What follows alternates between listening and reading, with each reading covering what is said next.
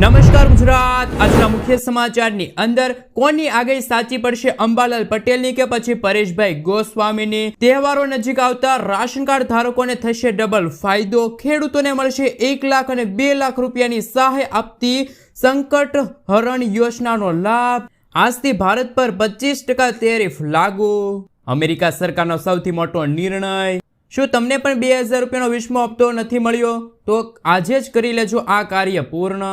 ગુજરાતના માછીમારોના હિતમાં વધુ એક મહત્વપૂર્ણ નિર્ણય, રાજ્યમાં લખપતિ દીદીની સંખ્યા 5 લાખ થઈ છે, બહેનોને મળશે હવે લાખો રૂપિયા। આગામી દિવસોમાં 500 રૂપિયાની નોટબંધીને લઈને આરબીઆઈની સૌથી મોટી જાહેરાત, તહેવારો નજીક આવતા સોના ચાંદીના ભાવમાં થયો છે વધારો, કેન્દ્ર સરકારનો આદેશ, રાશન કાર્ડ બંધ થશે, ગુજરાતમાં ગમે ત્યારે લાગુ થઈ શકે છે નવો નિયમ, સમૃદ્ધ ગુજરાતમાં ખેડૂતો થયા છે દેવાદાર, અને આજના સૌથી મોટા ખેડૂત ઉપયોગી સમાચાર જાણીશું આજના આ વિડીયોની અંદર। મિત્રો, દરેક સમાચાર, દરેક માહિતી જણાવીએ એ પહેલા ગુજરાતના જે પણ મિત્રો ચેનલ પર જો પહેલી વાર આવ્યા હોય તો મિત્રો ખાસ કરીને વિડીયોને એક લાઇક કરી ચેનલને સબસ્ક્રાઇબ કરવાનું ભૂલતા નહીં, સાથે આજનો આ વિડીયો છે જેને અંત સુધી જોતા રહેજો। મિત્રો, ત્યાંના તાજા અને નવા હવામાન સમાચાર વિશે વાત કરીએ તો અંબાલાલ પટેલની લેટેસ્ટ આગાહી સામે આવી છે। સમગ્ર ગુજરાત સહિત દેશના લોકો વરસાદની આતુરતાપૂર્વક રાહ જોઈને બેઠા છે, ત્યારે ગુજરાતમાં ચોમાસાએ જાણે બ્રેક મારી હોય તેવી સ્થિતિ સર્જાઈ છે। ચોમાસામાં પડેલા આ વિરામના કારણે ખેડૂતો ચિંતિત છે। જોકે હવામાન નિષ્ણાંત એવા અંબાલાલ પટેલની એક મોટી આગાહી સામે આવી છે, જે મુજબ ગુજરાતમાં ફરીથી વરસાદી માહોલ બનશે। બંગાળની ખાડીમાં અને અરબ સાગરમાં નવી સિસ્ટમ સક્રિય થવા જઈ રહી છે, જેના કારણે સાયક્લોનિક સર્ક્યુલેશન સર્જાશે। અંબાલાલ પટેલની આગાહી મુજબ 15 ઓગસ્ટથી આ મોન્સૂન બ્રેક પૂર્ણ થશે અને ફરીથી ચોમાસું સક્રિય થશે। અંબાલાલ પટેલના જણાવ્યા અનુસાર 17 ઓગસ્ટથી બંગાળના સાગરમાં એક મજબૂત સિસ્ટમ બનશે, અરબ સાગરમાં પણ સાયક્લોનિક સર્ક્યુલેશન થવાની શક્યતા છે।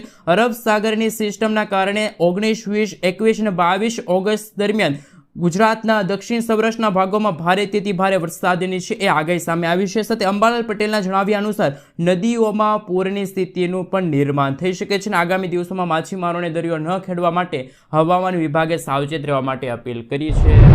મિત્રો, આગલા સમાચાર વિશે વાત કરીએ તો કે રાશન કાર્ડ ધારકો માટે આવ્યા છે ખૂબ જ મહત્વના સમાચાર। કેન્દ્ર સરકારનો આદેશ, 6 મહિનાથી રાશન ન લેનારાઓના રાશન કાર્ડ બંધ કરવામાં આવશે, ઘરે ઘરે જઈ તપાસ હાથ ધરાશે। પહેલા 3 મહિનામાં જે રાશન લેવા નથી આવ્યા તેમના ઘરે જઈને કેવાયસી અને પાત્રતા નક્કી કરીને લાભ આપવામાં આવશે।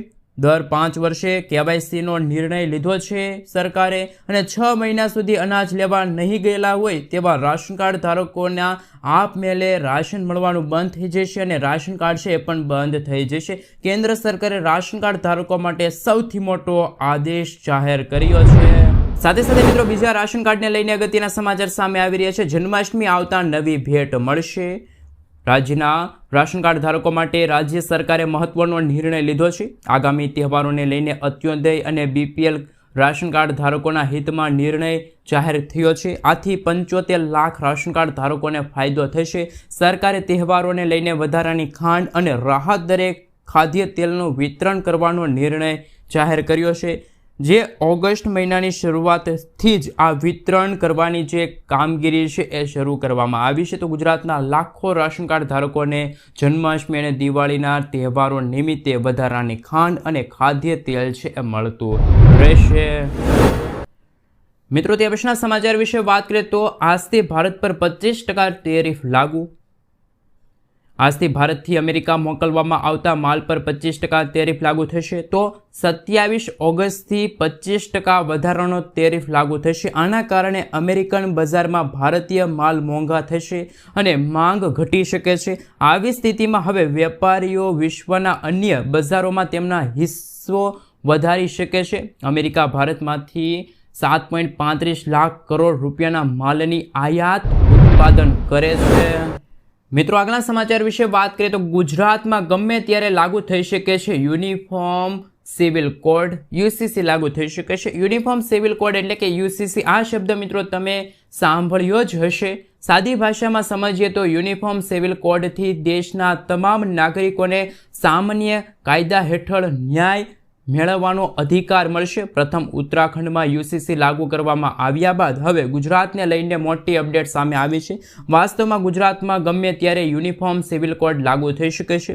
ગઈકાલે રાજ્યના મુખ્યમંત્રી ભૂપેન્દ્ર પટેલની અધ્યક્ષતામાં યુસીસીની એક બેઠક યોજાઈ હતી. આ બેઠક બાદ એવું અનુમાન છે કે ગુજરાતમાં ગમે ત્યારે યુસીસી લાગુ થઈ શકે છે. એટલે કે મિત્રો યુસીસી એટલે કે કોઈ પણ ધર્મ, કોઈ પણ જાતિ માટે એક સમાન કાયદો છે લાગુ થવા જઈ રહ્યો છે. મિત્રો આગળના સમાચાર વિશે વાત કરીએ તો ખેડૂતોને 1 લાખ અને 2 લાખની સહાય આપતી કેન્દ્ર સરકારની સંકટ હરણ યોજના. ખેડૂતો માટે ઇફકોએ સંકટ હરણ નામની યોજના શરૂ કરી છે, જેમાં જો કોઈ ખેડૂત ઇફકો પાસેથી 25 થેલી યુરિયા ખાતર ખરીદે છે તો તેને 1 લાખ રૂપિયાનો અકસ્માત વીમો, નેનો યુરિયા અને ડીએપીની 200 બોટલ ખરીદે તો તેમને 2 લાખ રૂપિયા સુધીનો 1 વર્ષ માટે મફત અકસ્માત વીમો મળે છે. જે ખેડૂતોને ખેતી દરમિયાન જાનનું જોખમ વધારે રહે છે તેના માટે આ યોજના આશીર્વાદરૂપ છે. આનો લાભ લેવા ખાતર ખરીદેલી સ્લીપની જરૂર પડશે. તો ગુજરાતના ખેડૂતો માટે ખાસ મિત્રો ઇફકોએ સંકટ હરણ નામની યોજનાની શરૂઆત કરી છે. મિત્રો આગળના સમાચાર વિશે વાત કરીએ તો પરેશ ગોસ્વામીની વરસાદને લઈને લેટેસ્ટ આગાહી સામે આવી છે. આગામી 10 ઓગસ્ટ સુધી કોઈ મોટા વરસાદની શક્યતા નથી તેવું પરેશભાઈ ગોસ્વામીએ આગાહીમાં જણાવ્યું છે. હાલમાં બંગાળની ખાડી કે અરબ સાગરમાં કોઈ મોટી વરસાદી સિસ્ટમ સક્રિય ન હોવાથી સારા વરસાદની અપેક્ષા રાખી શકાશે નહીં. 10 કે 11 ઓગસ્ટથી આસપાસ વરસાદી ઝાપટાની તીવ્રતામાં વધારો થઈ શકે છે, પરંતુ તે પણ મોટા વરસાદ નહીં. સૌથી મહત્વના સમાચાર એ છે કે 16 ઓગસ્ટથી લઈને 21 ઓગસ્ટ વચ્ચે રાજ્યમાં સારો વરસાદ થવાની શક્યતા રહેલી છે. મિત્રો આગળના સમાચાર વિશે વાત કરીએ તો ખેડૂતોના ખાતામાં 2000 રૂપિયાનો હપ્તો ન આવ્યો હોય તો કઈ રીતે તમે આગામી હપ્તો મેળવી શકો છો. વડાપ્રધાન કિસાન સન્માન નિધિ યોજના હેઠળ કરોડો ખેડૂતોને આર્થિક સહાય પૂરી પાડવામાં આવે છે. આ યોજના અંતર્ગત ખેડૂતોના ખાતામાં નિયમિત હપ્તા જમા કરાવવામાં આવે છે. તાજેતરમાં સરકાર દ્વારા યોજનાનો 20મો હપ્તો છે ખેડૂતોના ખાતામાં ટ્રાન્સફર કર્યો છે. જો કે ઘણા એવા ખેડૂતો છે કે જેમના ખાતામાં હજુ સુધી આ 2000 રૂપિયાનો 20મો હપ્તો જમા નથી થયો. હપ્તો ન આવવાના મુખ્ય કારણો કયા છે તો મિત્રો આપણે જણાવી દઈએ તો મુખ્ય કારણ તો કેવાયસીની પ્રક્રિયા છે, અથવા તો જો કોઈ લાભાર્થીએ તેમનું નામ ખોટું લખ્યું છે, ખાતાની વિગતો ભૂલ કરી છે, આધાર નંબરની ભૂલ કરી છે, અથવા તો અધૂરું કેવાયસી છે તો તેમને છે એ 2000 રૂપિયાનો હપ્તો નહીં મળ્યો હોય. આ ભૂલના કારણે તમારો હપ્તો છે અટકી ગયો હોય છે. તો મિત્રો તમે છે સૌપ્રથમ કેવાયસી છે એ પ્રક્રિયા પૂર્ણ કરી દેજો. ઓનલાઈન તમે જઈને ખાસ કરીને મિત્રો તમારા ખાતામાં કેવાયસી અધૂરું હોય તો એ સંપૂર્ણપણે છે એ મિત્રો તમે અરજી કરી શકો છો. તો મિત્રો તમારે સૌપ્રથમ પીએમ કિસાન સન્માન નિધિ યોજનાની ઓફિશિયલ વેબસાઇટ પર જવાનું રહેશે.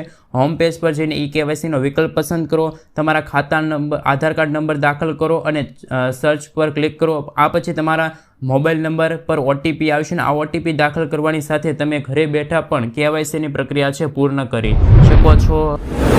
મિત્રો ત્યાર પછીની કેન્દ્ર સરકારની યોજના વિશે વાત કરીએ તો ગુજરાતના માછીમારોના હિતમાં એક મહત્વપૂર્ણ નિર્ણય જાહેર થયો છે. માછીમારી ફિશિંગની નવી સિઝન શરૂ થાય તેના 5 દી અગાઉ એટલે કે 11 ઓગસ્ટથી જ બોટ માટે ડીઝલ વિતરણ શરૂ કરાશે તેવું મત્સ્ય ઉદ્યોગના મંત્રી રાઘવજી પટેલે જણાવ્યું છે. સિઝનની શરૂઆતમાં ડીઝલ માટે બંદરો પર સર્જાતા ટ્રાફિકને ધ્યાનમાં રાખીને રાજ્ય સરકારે આ મહત્વપૂર્ણ નિર્ણય લીધો છે. તો માછીમારો માટે અગત્યના સમાચાર સામે આવી રહ્યા છે. મિત્રો આગળના સમાચાર વિશે વાત કરીએ તો રાજ્યમાં લખપતિ દીદીની સંખ્યા 5 લાખ થઈ છે. 10 લાખ મહિલાઓને આત્મનિર્ભર બનાવાશે. દેશની મહિલાઓને આર્થિક રીતે સશક્ત બનાવવા માટે કેન્દ્ર સરકાર દ્વારા વર્ષ 2023માં લખપતિ દીદી યોજનાની શરૂઆત કરવામાં આવી હતી. વર્ષ 2027 સુધીમાં 3 કરોડ મહિલાઓને આર્થિક રીતે સક્ષમ બનાવવાનો આ યોજનાનો ઉદ્દેશ છે.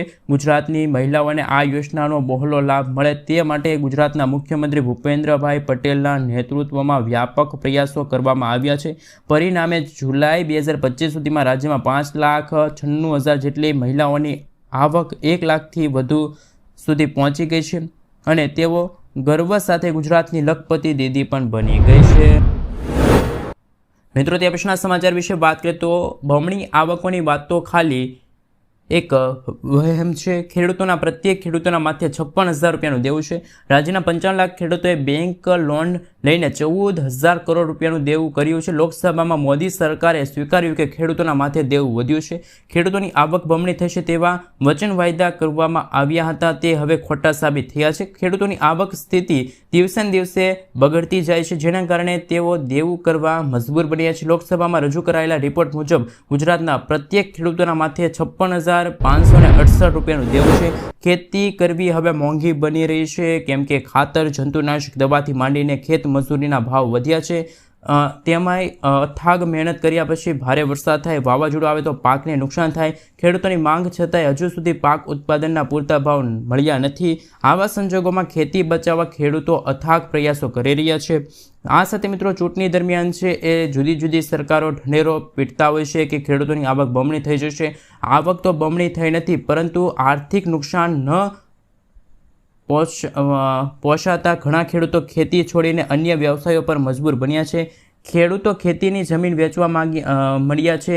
કેન્દ્ર સરકારના રિપોર્ટ મુજબ ગુજરાતના પ્રત્યેક ખેડૂતોનું દેવું કહી શકાય કે 56,000 રૂપિયાથી પણ વધી ગયું છે. રાજ્યના 55 લાખ ખેડૂતોએ બેંક પાસેથી લોન લીધી છે. આમાં મિત્રો સરકારી બેંક અને ખાનગી બેંક બંનેનો સમાવેશ થાય છે. તો મિત્રો આવનારા દિવસોમાં શું ખરેખર ગુજરાતના પ્રત્યેક ખેડૂતોના દેવા માફ થવા જોઈએ કે ના થવા જોઈએ? નીચે કોમેન્ટ બોક્સમાં કોમેન્ટ કરીને જરૂરથી જણાવી આપજો. મિત્રો આગળના સમાચાર વિશે વાત કરીએ તો સોનાના ભાવમાં રેકોર્ડ બ્રેક ઉછાળો ઓલ ટાઈમ હાઈ પર પહોંચ્યું છે. તહેવારોની સિઝન શરૂ થવા છતાં સોનાના ભાવમાં ઐતિહાસિક ઉછાળો જોવા મળ્યો છે. આજે 7 ઓગસ્ટના રોજ એટલે કે ગઈકાલે જે 24 કેરેટ સોનાના ભાવમાં 1,02,340 રૂપિયા પ્રતિ 10 ગ્રામે ભાવ પહોંચ્યો હતો, જે એક નવો રેકોર્ડ છે. વૈશ્વિક બજારમાં અસ્થિરતા અને વધી રહેલી માંગના કારણે ભાવ વધારો થઈ રહ્યો છે. રક્ષાબંધન અને જન્માષ્ટમી જેવા તહેવારો નજીક હોવા છતાં ઊંચા ભાવના કારણે ગ્રાહકો